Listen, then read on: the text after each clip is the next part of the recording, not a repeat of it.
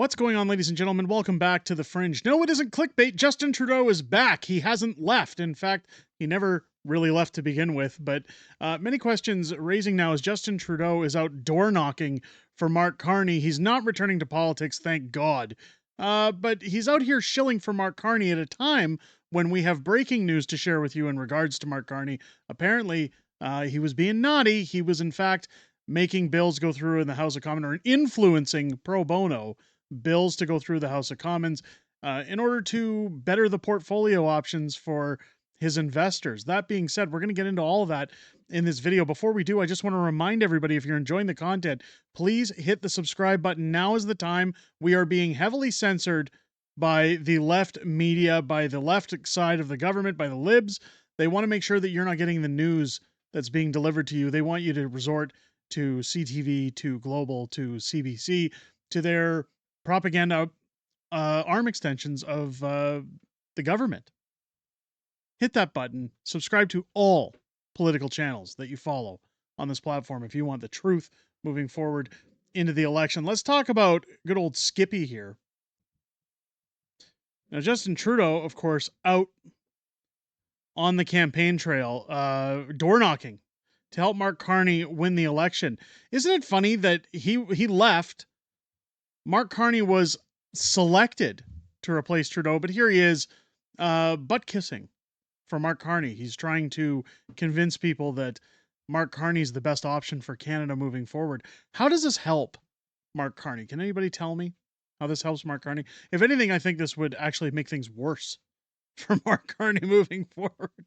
That Trudeau is out speaking on behalf of Mark Carney for the next federal election. I mean, just go away already, Justin. We've had enough. I know I didn't want to play audio. He's gone, guys. You don't have to hear his terrible voice again. But what's interesting about Mark Carney is a new video has surfaced.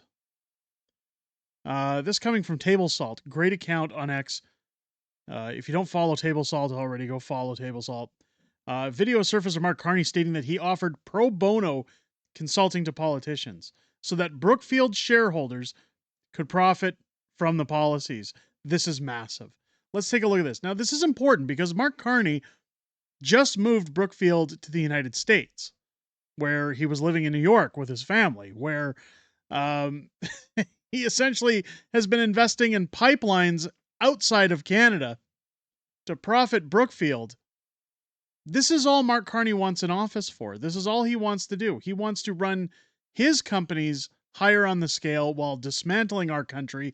We were already warned by Liz Truss back at Donald Trump's inauguration that this is what Mark Carney did to the Bank of England. Let's take a listen. Funding, which is now increasingly available, or capital, which is now increasingly available, is the second step, and policy is the first. Yeah. Does that mean that you may be seeing a path back to the public sector? Well, I do spend some time advising on what, again, pro bono, but advising on the types of policies that are going to have maximum impacts. So first off, I'll go back in the audio there. You have to take in mind, he makes sure to state that it's pro bono, that he's not advising folks like Justin Trudeau at the time on policy and charging for it. No, it's pro bono. Why does he have to state it's pro bono? Because of, well, it's helping Brookfield. We'll continue. Time advising on what, again, pro bono, but advising on the types of policies that are going to have maximum impacts for investors. So I'll give you an example, which is one of the issues. It's not the biggest issue. It's like 2% of global emissions. You wouldn't know it from the headlines, but 2% of global emissions is for air travel, emissions from air travel. Now, so the question is, are we going to have green, sustainable aviation fuel? What's happened in the UK, the EU, is they've said to major airlines, look, if you're flying in and out of Heathrow or wherever, you have to have 10% of your load has to be sustainable aviation fuel by, I think it's 2030. Consequence of that policy has been to convert some entrepreneurs in Texas, in this case, a company called Infineon, to become economic. Because all of a sudden American Airlines, British Airways need to buy that fuel. They'll pay a green premium. You've got an offtake, that's high credit quality. And So in that case, we Brookfield put $1 billion to work there, and it's a fantastic opportunity. The point being, without the policy, the policy has to drive it and drive things down. So yeah, I'm dodging your question. I know, yeah, I know you're dodging. And look, So there he is admitting, I'm dodging your question. They charge a green premium and demand airlines use this specific fuel. I'm curious to know if while Mark Carney is jetting across the country, filling pubs with 50 to 60 people at a time, if he's using this green jet fuel, and if taxpayers are being billed a green premium for what he is doing. In fact, he goes off to state at the end, it's a great opportunity for Brookfield, putting $1 billion to work. And then ends with, I'm dodging your question, of course. Is this really who Canadians want running their country? Is this really how stupid Canadians can be at the polls to think Mark Carney has any interest in Canada other than padding his own pockets? If people thought Justin Trudeau was worse, maybe he'll have a better career as a door knocker. But this guy is going to make you beg for Justin Trudeau to come back. Even still, he can't tell the truth. I've got this article from good friend of the channel, Stephanie Kusi, who also has my endorsement, by the way. Carney claims we avoided a recession in 2008 thanks to him. But the Bank of Canada declared a recession that year when he was at the helm. So here you go, Brian Lilly putting out an article at the Toronto Sun. Carney tells another fib. The man can't recognize the truth. He claims we avoided the recession in 2008 thanks to him, but the Bank of Canada declared a recession that year while he was at the helm. This guy will tell you anything that he wants you to hear in order to get your vote. I can't understand at this point how anybody would vote Liberals. And look, have your own political opinions. I'm not here to tell you how to think. I'm not here to tell you who to vote for. But even if I were somebody who typically voted Liberal, how could I cast my ballot for these individuals at this point when it's so blatantly out there in the open? I mean, look at the comments. Can't recognize the truth, the woke term for calling Carney what he is, a liar. I like my term better, vote Pierre. Does this guy ever tell the truth? Well,